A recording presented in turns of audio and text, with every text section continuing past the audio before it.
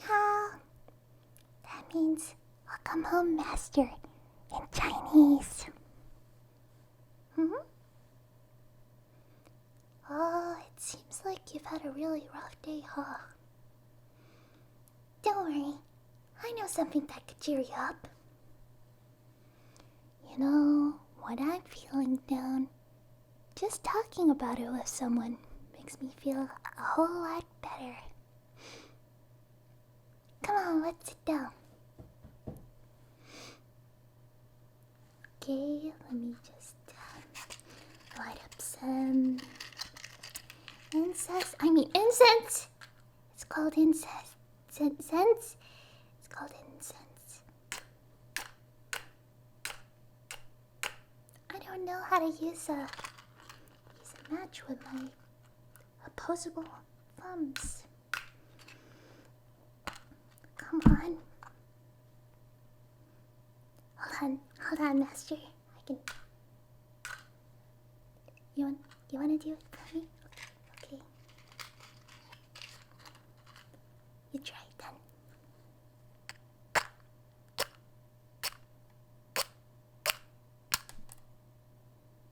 Wow, you're really strong, master.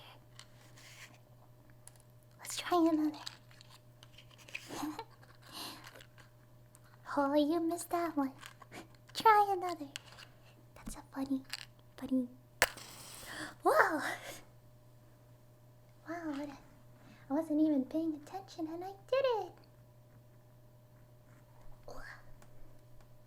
Gotta be careful with that. And yeah, that's nice. Okay. Do you want me to go first? Well, here goes nothing.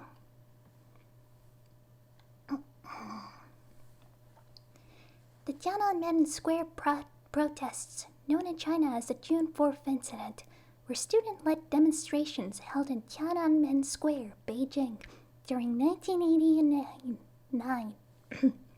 My pronunciation today is kind of off. In what is known as the Tiananmen Square Massacre, troops armed with assault rifles and accompanied by tanks fired at the demonstrators and those trying to block the military's advance into Tiananmen Square.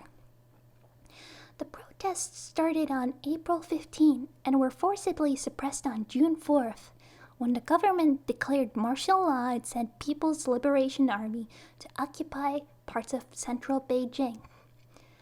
Estimates of the death toll vary from several hundred to several thousand, with thousands more wounded.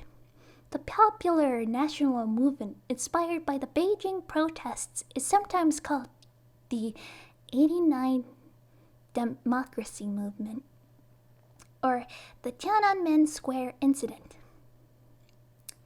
The protests were precipitated by the death of pro-reform Communist General Secretary Hu Yaobang in April 1989, amid the backdrop of rapid economic development and social change in post-Mao China. Reflecting anxieties among the people and political elite about the country's failure, the reforms of the 1980s had led to a nascent market economy that benefited some people but seriously disadvantaged others. And the one-party political system also faced a challenge to its legitimacy.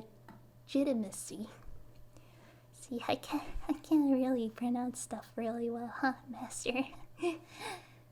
Common grievances at the time included inflation, corruption, limited preparedness for graduates for the new economy, and restrictions on political participation. Although they were highly disorganized and their goals varied, the students called for greater accountability, constitutional due process, democracy, freedom of the press, and freedom of speech. At the height of the protests, about 1 million people assembled in the square. A lot of this incense smoke is getting in my face. it even incense? I forgot what this is called. Do you remember, Master? I'm having a moment here.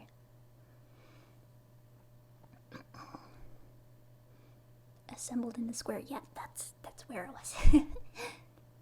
As the protest developed, the authorities responded with both conciliatory and hardline tactics, exposing deep divisions. I'm trying not to laugh at myself. Sorry, Master.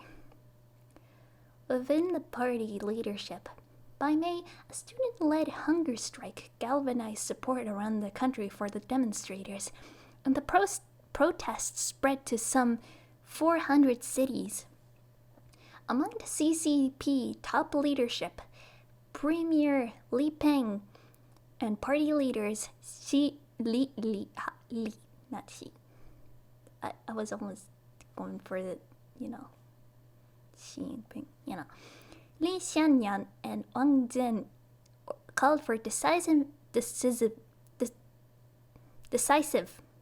action through violent suppression of the protesters, and ultimately managed to win over paramount leader Deng Xiaoping and President Yang Xiangkun to their side. That's an easy word. On May 20, the State Council declared martial law. They mobilized as many as 300,000 troops to Beijing. The troops advanced into central parts of Beijing on the city's major thoroughfares in the early morning hours of June 4th, killing both demonstrators and bystanders in the process. Oh, there's citation needed here. Did they kill bystanders? Who knows? The military operations were under the overall command of General Yang Baibing, half-brother of President Yang Xiangkun. The international community, human rights organizations, and political analysts condemned the Chinese government for the massacre. Western countries imposed arms embargoes on China. The Chinese government made widespread arrests of protesters and their supporters, suppressed other protests around China. The smoke keeps getting in my face. Expelled foreign journalists, strictly controlled coverage of the events in the domestic press, strengthened the police and internal security forces, and demoted or purged officials it deemed sympathetic to the protests. More broadly, the suppression ended the political reforms begun in 1986 and halted the policies of liberalization of the 1980s, which were only partly resumed after Deng Xiaoping's sovereign tour in 1992. Wow! Considered a watershed event, reaction to the protests set limits on political expression in China, limits that have lasted up to the present day. Fun fact, but you probably know about it. Remembering the protests is widely associated with questioning the legitimacy of Communist Party rule and remains one of the most sensitive and most widely censored topics in China. Yeah, so if you're playing a Chinese game, you can't mention this at all. Okay.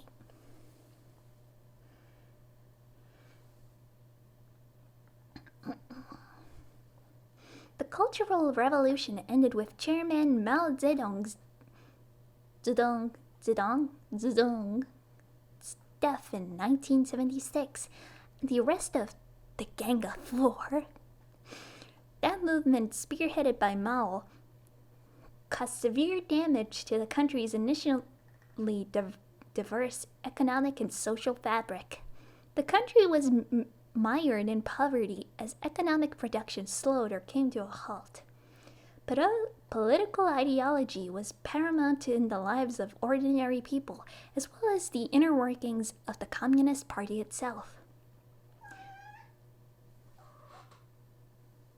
my neighbor's here. What are you doing?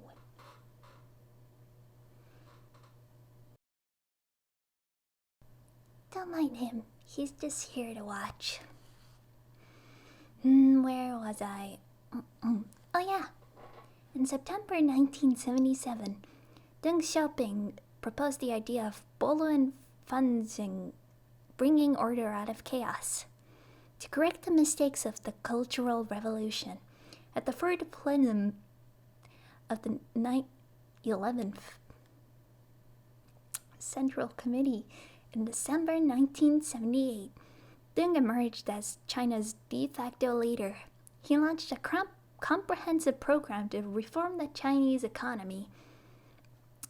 Within several years, the country's focus on ideological purity was replaced by a concerted attempt to achieve material prosperity. To oversee his reform agenda, Deng promoted his allies to top government and party posts. Zhao Ziyang was named premier, the head of government, in September 1980, and Hu Yaobang became general secretary of the Communist Party in 1982. Deng's reforms aimed to decrease the state's role in the economy and gradually allow private production in agriculture and industry. By 1981, roughly 73% of rural farms had been decollectivized, and 80% of state-owned enterprises were permitted to retain their profits. Within a few years, production increased and poverty was substantially reduced. While the reforms were generally well received by the public, concerns grew over a series of social problems which the changes brought about, including corruption and nepotism on the part of the elite party bureaucrats. The state-mandated pricing system, in place since the 1950s, had long kept prices fixed at low levels. The initial reforms created a two-tier system where some prices were fixed while the others were allowed to fluctuate. In a market with chronic shortages, price fluctuation allowed people with powerful connections to buy goods at low prices and sell at market prices. Party bureaucrats in charge of economic management had enormous incentives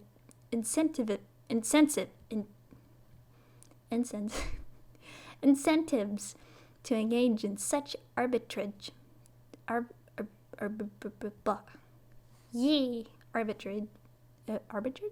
Yeah.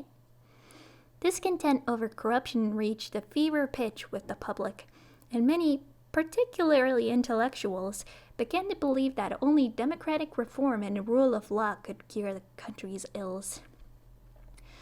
Following the 1988 meeting at their summer retreat of Beidaihe, the party leadership under Deng agreed to implement a transition to a market-based pricing system. News of the relaxation of price controls triggered waves of cash withdrawals, buying and hoarding all over China. The government panicked and rescinded the price reforms in less than 2 weeks, but there was a pronounced impact for it much longer. Inflation soared. Official indices reported that the consumer price index was increased by 30% in Beijing between 1987 and 1988, leading to panic among salaried workers that they could no longer afford staple goods. Moreover, in the new market economy, unprofitable state-owned enterprises were pressured to cut costs. This threatened a vast proportion of the population that relied on the iron rice bowl, i.e., social benefits such as job security, medical care, and subsidized housing. In 1978, reformist leaders envisioned that intellectuals would play a leading role. Haha, same word, am I right? Haha, gaming. In guiding the country through reforms. But this did not happen as planned. Despite the opening of new universities and increased enrollment, the state-directed education system did not produce enough graduates to meet increased demand in the areas of agriculture, light industries, services, and foreign investment. The job market was especially limited for students specializing in social sciences and humanities. Hasn't it always been? Moreover, private companies no longer needed to accept students assigned to them by state, and many high-paying jobs were offered based on nepotism and favoritism. Gaining a good state-assigned placement meant navigating a highly inefficient bureaucracy. English. That gave power to officials who had little expertise in areas under their jurisdiction. Facing a dismal job market and limited chances of going abroad, intellectuals and students had a greater vested interest in political issues. Small study groups, such as the Democracy Salon and the Lawn Salon, began appearing on Beijing university campuses. These organizations motivated the students to get involved politically. Simultaneously, the party's nominally socialist ideology faced a legitimacy crisis as it gradually adopted capitalist practices. Private enterprise gave rise to profiteers who took advantage of lax regulations and who often flaunted their wealth in front of those who were less well off. Wow. Popular discontent was brewing over unfair wealth distribution. Greed, not skill, appeared to be the most crucial factor in success. There was widespread public disillusionment concerning the country's future. I don't know why I wanted to say failure. No. People wanted change, yet the power to define the correct path continued to rest solely in the unelected government hands. The comprehensive and wide-ranging reforms created political differences over the pace of marketization, and the control over the ideology that came with it.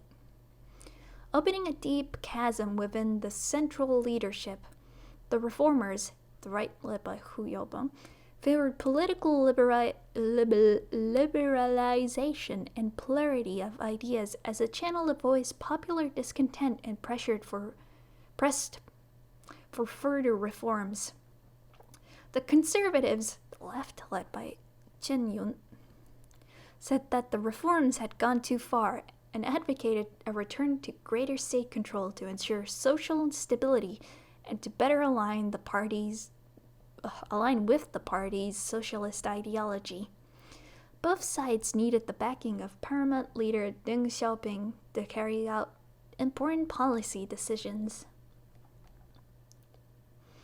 In mid-1986, astrophysics professor Feng Lizhi returned from a position at Princeton University and began a personal tour of universities in China.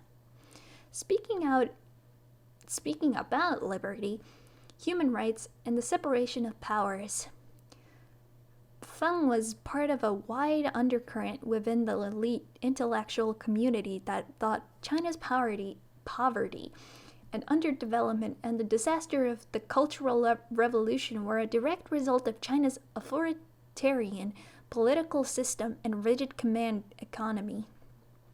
The view that political reform was the only answer to China's ongoing problems gained widespread appeal among students, as Feng's recorded speeches became widely circulated throughout the country. In response, Deng Xiaoping warned that Feng was blindly worshipping Western lifestyles, capitalism, and multi-party systems while undermining China's socialist ideology, traditional values, and the party's leadership. In December 1986, inspired by Feng and other people power, movements worldwide, student demonstrations staged protests against the slow pace of reform. The issues were wide-ranging and included demands for economic liberalization, democracy, and the rule of law. While the protests were initially contained by Hefei, where Feng lived, they quickly spread to Shanghai, Beijing, and in other major cities. This alarmed the central leadership, who accused the students of instigating cultural revolution-style turmoil. General Secretary Hu Yaobang was blamed for showing a soft attitude and mishandling the protests, thus undermining social stability. He was denounced thoroughly by conservatives and was forced to resign as General Secretary on January 16, 1987. The party began the anti-bourgeoisie liberalization campaign, aiming at Hu, political liberalization, and Western-inspired ideas in general.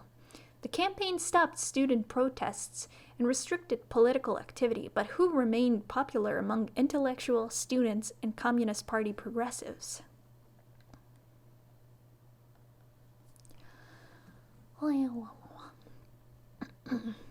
On August 18, 1980, Deng Xiaoping gave a speech titled "On the Reform of the Party and State Leadership System." I'm not gonna read that Chinese because I can't read Chinese. It's pretty obvious.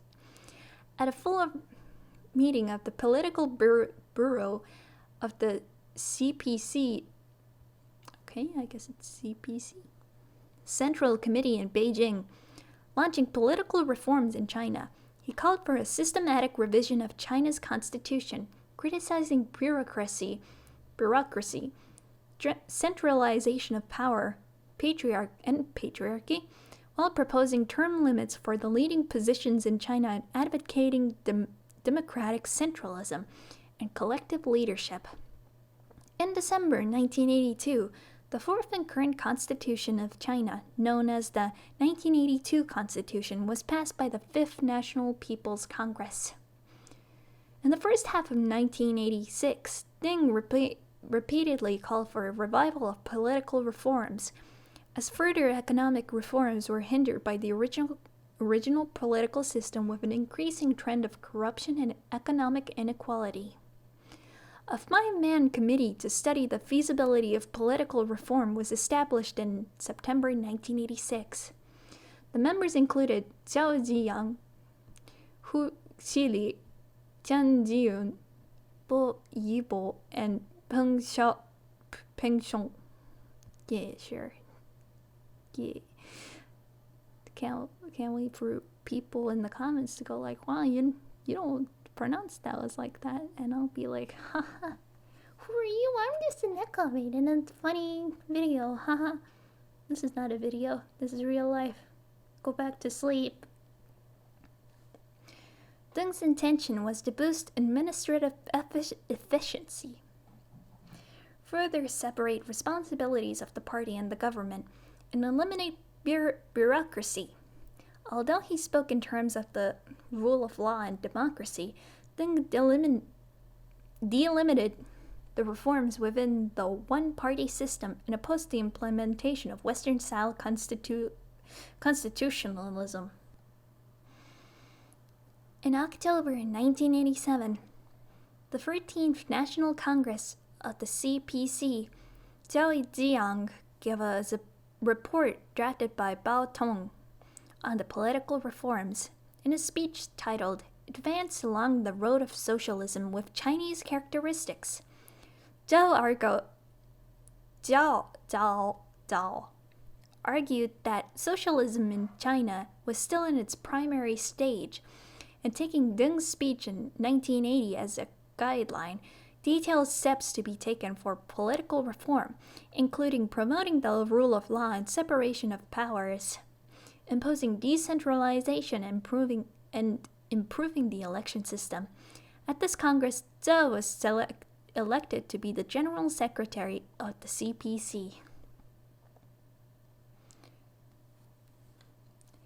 When Hu Yaobang suddenly died of a heart attack on April 15th, 1989, students reacted strongly, most of them believing that his death was related to his forced resignation.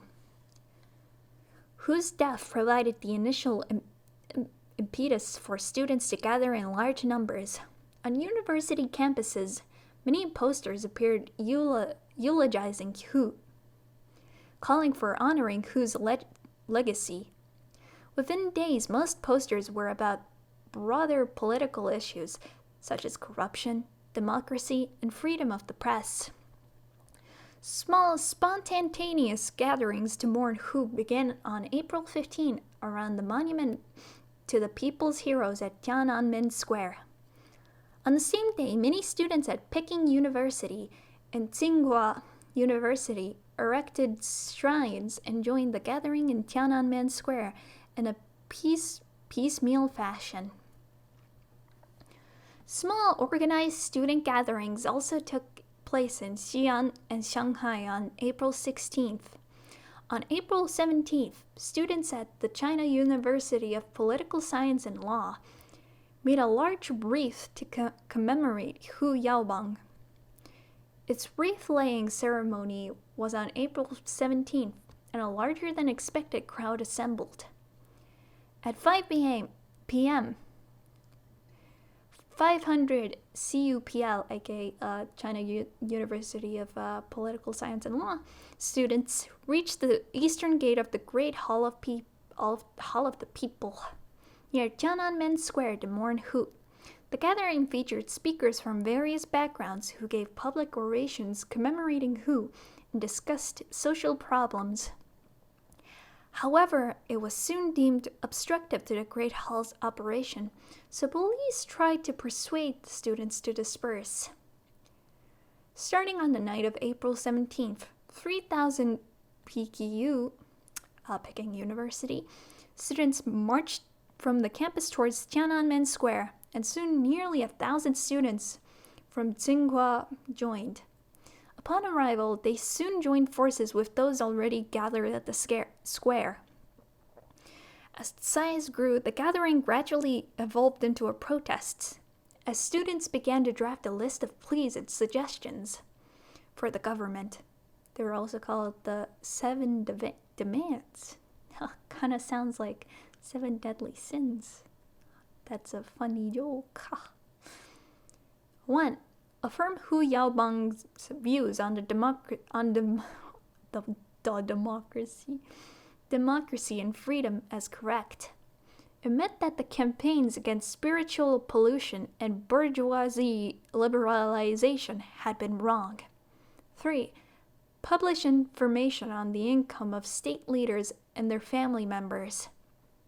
4. Allow privately run newspapers and stop press censorship. 5. Increase funding for education and raise intellectuals' pay. 6. End restrictions on demonstrations in Beijing. 7.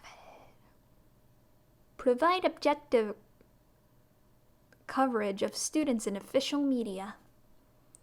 On the morning of April 18th, students remained on the square. Some gathered around the monument to the people's heroes, singing patriotic songs and listening to student organizers' impromptu speeches. Others gathered at the Great Hall. Meanwhile, a few thousand students gathered at Xinhua Gate, the entrance to Zhongnanhai, the seat of the party leadership, where they demanded dialogue with the administration. After police restrained the students from entering the compound, they staged a sit-in. On April 20th, most students had been persuaded to leave Xinhua Gate. To disperse about 200 students that remained, police used batons. Minor clashes were reported. Many students felt abused by the police, and rumors about police brutality spread quickly. The incident angered students on campus, where those who were not politically active decided to join the protests. Additionally, a group of workers calling themselves the Beijing Workers' Autonomous Federation issued 2 handbills challenging the central leadership, whose state funeral took place on April 22nd. On the evening of April 21st, some 100,000 students marched on Tiananmen Square, ignoring orders from Beijing municipal authorities that the square was to be closed for the funeral. The funeral, which took place inside the Great Hall and was attended by the leadership, was broadcast live to the students. General Secretary Zhao Ziyang delivered the eulogy. The funeral seemed rushed, lasting only 40 minutes, as emotions ran high in the square. Security cordoned off the east entrance to the Great Hall of the People, but several students pressed forward. A few were allowed to cross the police line. 3 of these students knelt on the steps of the Great Hall to present a petition and demanded to see Premier Li Peng. Standing beside them, a 4th student made a brief, emotional speech begging for Li Peng to come out and speak with them. The larger numbers of students still in the square but outside the cordon were at times emotional, shouting demands or slogans and rushing toward police. The 4th student calmed the crowd as they waited for the premier to emerge. However, no leaders emerged from the Great Hall, leaving the students disappointed and angry. Some called for a classroom boycott. On April 21st, students began organizing under the banners of formal organizations. On April 23rd, and a meeting of around 40 students from 21 universities was formed. It elected Zhou Yongjun as chair. Wang Dan and the 4th student from the last part was also emerged as leaders. The union then called for general classroom boycott at all Beijing universities, such as independent organization operating outside of party jurisdiction, alarmed the leadership. On April 22nd, near dusk, serious rioting broke out in Changsha and Xi'an. In Xi'an, arson by rioters destroyed cars and houses, and looting occurred in shops near the city's Xihua Gate. In Changsha, 38 stores were ransacked by looters. Over 350 people were arrested in both cities. In Wuhan, university students organized protests against the provincial government.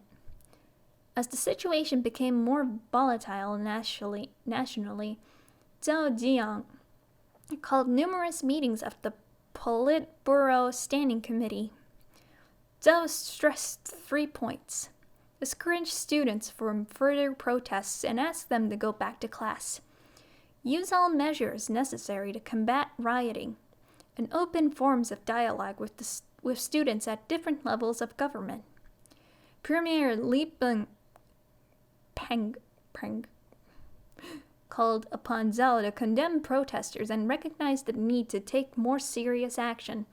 Zhao dismissed Li's views. Despite calls for him to remain in Beijing, Zhao left for a scheduled state visit to North Korea on April 23rd.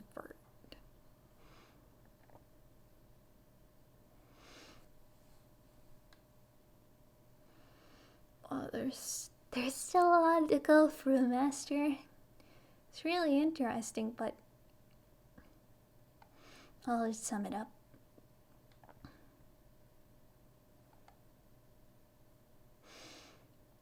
So, Zhao left for North Korea, and Li Peng is the acting executive authority in Beijing. And then there was a newspaper article. It is which was was titled, "It is necessary to take a clear-cut stand against disturbances."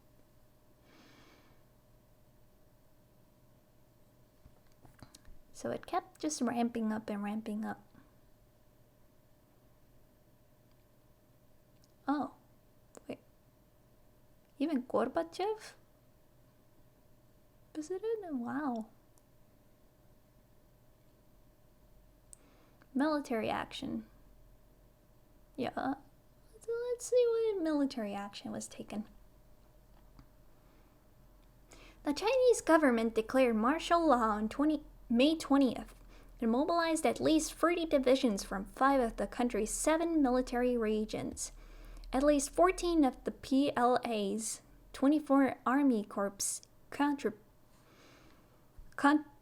contributed troops. As many as 250,000 troops were eventually sent to the capital, some arriving by air and others by rail. Guangzhou civil aviation authorities suspended civil airline travel to prepare for transporting military units. The army's entry into the capital was blocked in the suburbs by throngs of protesters. Tens of thousands of demonstrators surrounded military vehicles, preventing them from either advancing or retreating. Protesters lectured soldiers and appealed them to join their cause. They also provided soldiers with food, water, and shelter. Seeing no way forward, the authorities ordered the army to withdraw on the 24th of May. All government forces then retreated to bases outside the city. While the army's withdrawal was initially seen as turning the tide in favor of the protesters, in reality, mobilization was taking place across the country for a final assault.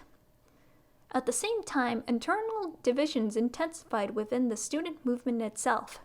By late May, the students became increasingly disorganized with no clear leadership or a unified course of action. Moreover, Tiananmen Square was overcrowded and facing serious hygiene problems. Ho Dejiang suggested an open election of the student leadership to speak for the movement, but was met with opposition. Meanwhile, Wang Dang moderated his position, ostensibly sensing the impending military action and its consequences. He advocated for a temporary withdrawal from Tiananmen Square to regroup on campus, but this was opposed by hard-line student factions who wanted to hold the square. The increasing internal friction would lead to struggles for control of the loudspeakers in the middle of the square in a series of mini-coups. Whoever controlled the loudspeakers was in charge of the movement. Some students would wait at the train station to greet arrivals of students from other parts of the country in an attempt to enlist factional support. Student groups began accusing each other of ulterior motives, such as collusion with the government and trying to gain personal fame from the movement. Some students even tried to oust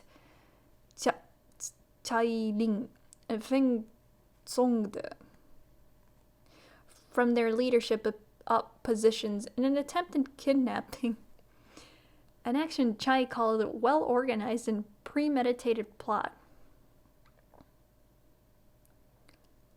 And a lot of things happened started happening in the start of June, huh?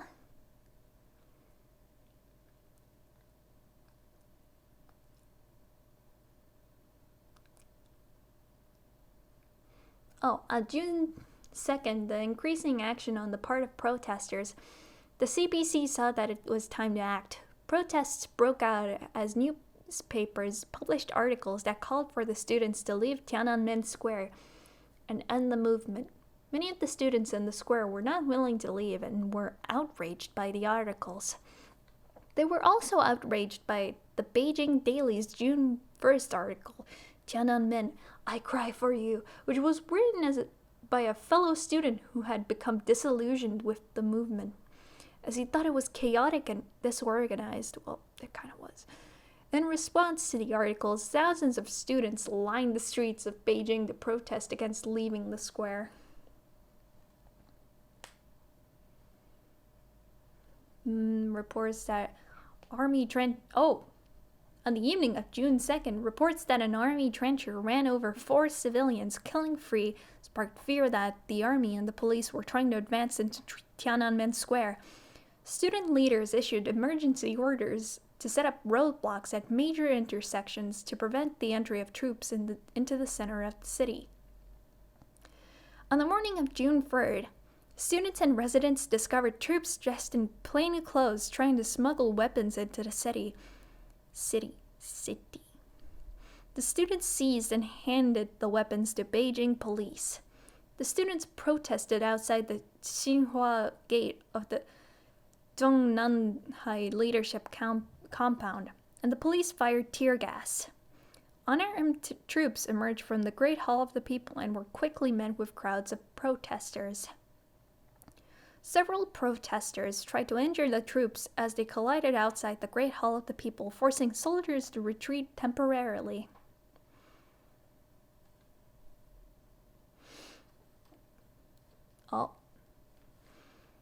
At 4:30 p.m. on June 3rd, the 3 PSC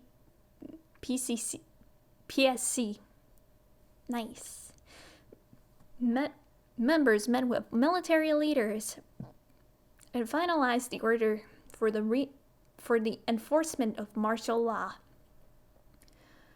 The operation to quell the counter-revolutionary riot began at 9 p.m.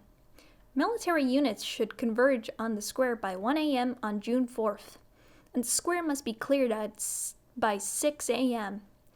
No delays would be tolerated. No person may impede the advance of the troops enforcing martial law. The troops may act in self-defense and use any means to clear impediments. State media will broadcast warnings to citizens. The order did not explicitly contain a shoot-to-kill directive, but permission to use any means was understood by some units as authorization to use lethal force. That evening, the government leaders monitored the operation from the Great Hall of the People in Zhongnanhai. So, yeah.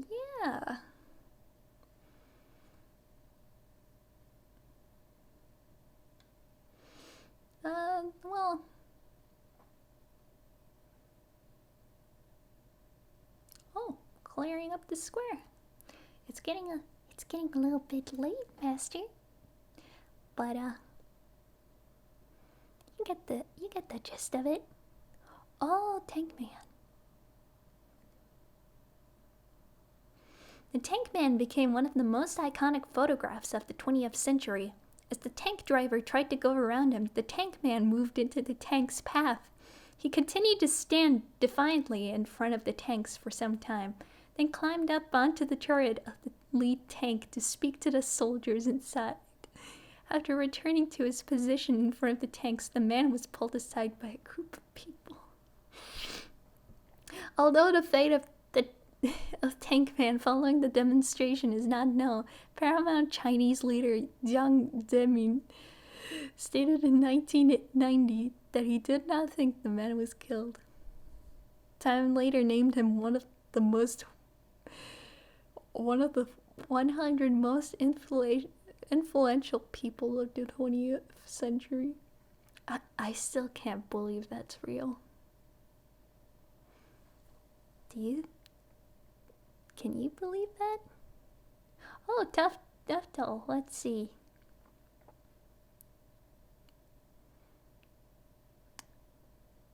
Well, the CCP kind of like suppressed discussion of the casualty figures, so the announcement is by them was 300. Photo. Yeah. It could be any number. Wow. Oh, a declassified National Security Agency cable filed on the same date estimated 180 to 500 deaths up to the morning of June 4. So yeah. Apparently it could even be 1,000. Who knows? But yeah. I know you're worried, but now you know. On this day, several years ago, a lot of people died.